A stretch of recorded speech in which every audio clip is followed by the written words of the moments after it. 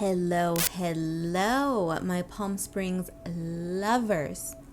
Welcome back to the channel. Welcome to another episode of Meet Me in Palm Springs. What is Meet Me in Palm Springs? Basically just a gal bopping around town with a phone.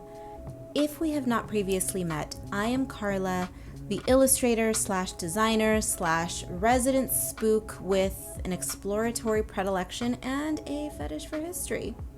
Nice to meet you. Today we'll be taking a quick little saunter over to the historic tennis club neighborhood of Palm Springs.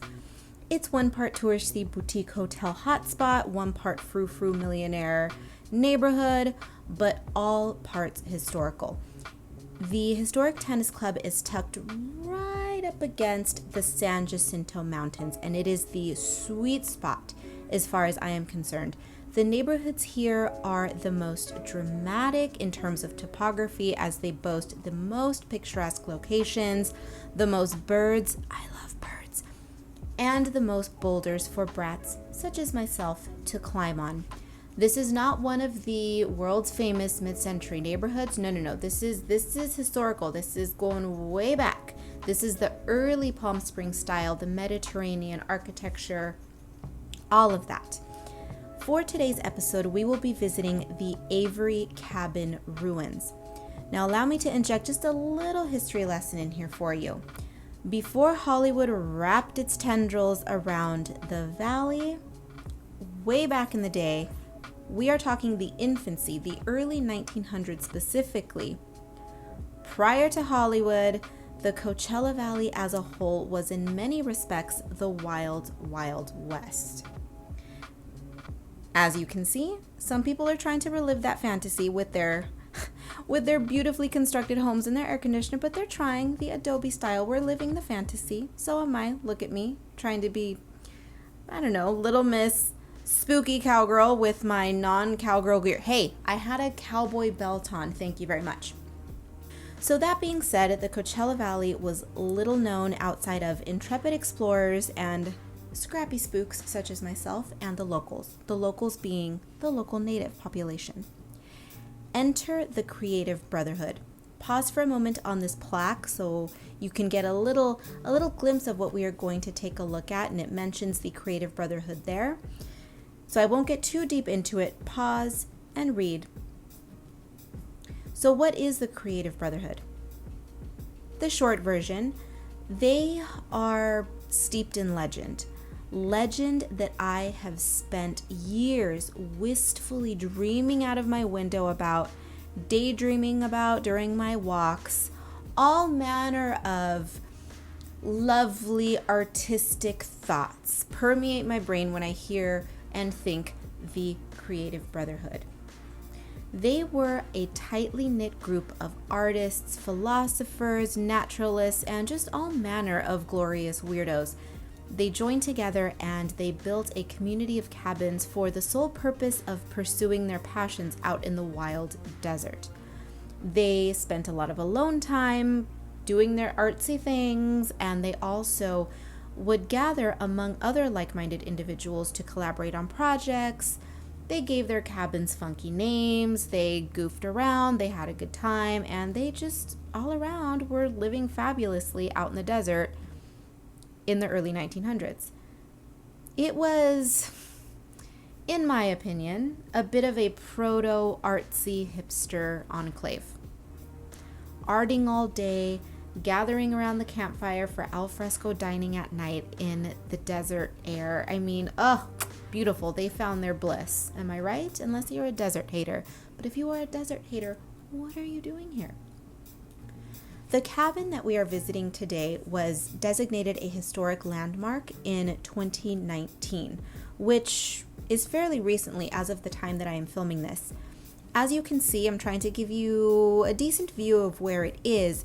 It is hidden in plain sight. It is located within a residential neighborhood. Now, these houses are proper residential compounds. They're enormous, but it is hidden right in their backyards, and it is a beloved local secret. In fact, most locals have no clue that it even exists. This cabin belonged to Avery Edwin, and there it is right there. We're heading right to it.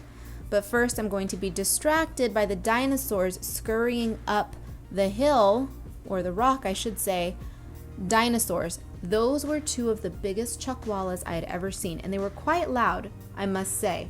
Plump, rotund little beasts gave me a little bit of a spook. Yeah, they gave the spooky little creatures gave the spooky girl a bit of a spook. We had a laugh. We had a little laugh together. It was cute. And I was being spied on the entire time I was there, as you will see. The little dinosaur makes an appearance later, but we love the chuckwallas. Now, back on track. So who was Avery Edwin? He was born in 1883. He lived until 1955, if I remember correctly. And he was a prominent commercial photographer in Riverside County. He, side note, worked primarily with the Mission Inn in Riverside for those Californians out there. The Mission Inn, huge tourist spot, very famous. Well, he was a photographer for many years. So eventually, his adventurous spirit led him to the desert.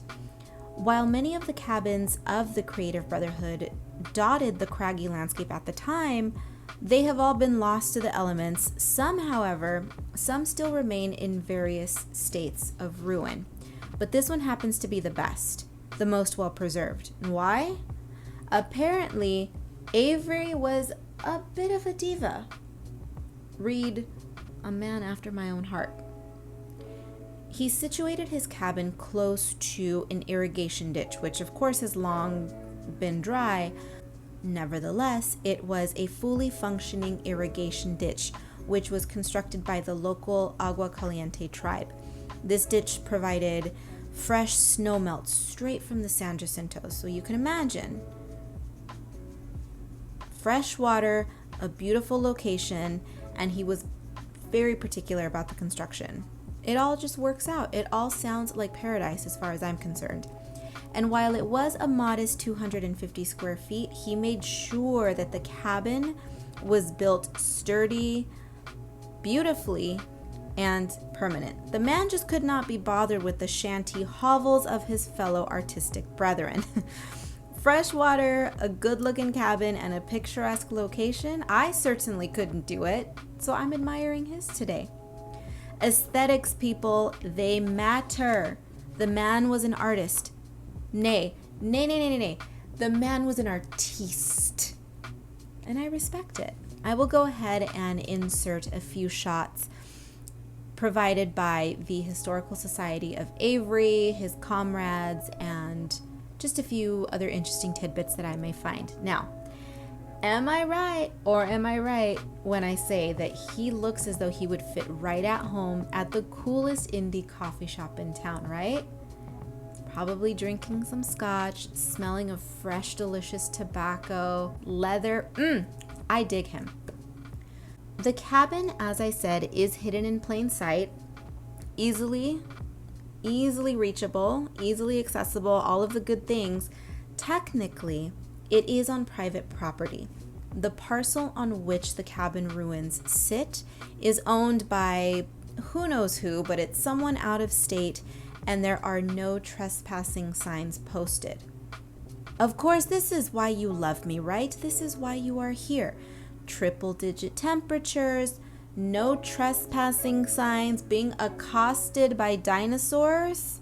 It ain't no thing. I've got you covered, my timid babies. I am happy to do the dirty work for you. And I hope that you enjoyed watching me get dirty for you today. I enjoy doing it.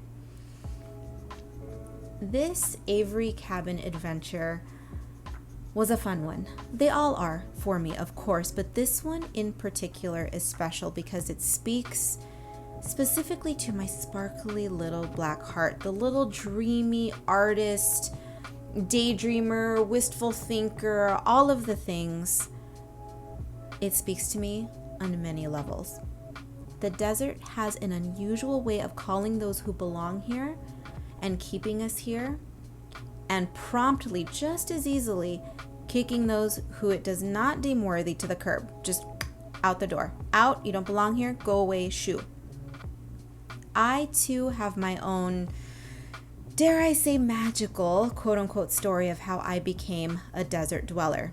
by looking at me, you wouldn't think that I would fit in out here, and perhaps with the human population I don't, but it's the spirit of the place. My experience of landing out in the wild and falling in love with it certainly involved the wild landscapes, the birds, the blessed silence, and in many ways, the danger of it. I would imagine that it's these exact feelings that capture the passions of those early pioneers and those fancy early hipsters of the creative brotherhood. I am constantly chasing the ghosts of history, and on this episode I felt just a teeny tiny bit closer to those ghosts, especially to the creative brotherhood, which is in many ways something that I wish I had. And I don't, but I can live vicariously through the dust, the dirt, and the cabin ruins. But before we go, it is me after all. I cannot leave well enough alone, so I'm going to wander off course just a little bit to get another view of the landscape and just appreciate the beauty that this is. I can only imagine how incredible it was to wake up every day and see all of this. I am going to stop talking and go on a little walk down the hillside and just allow you to take it all in and enjoy. And with that, now we are going to end this video. Thank you so much for joining me once again. I hope that you enjoyed it. I will see you in the next one.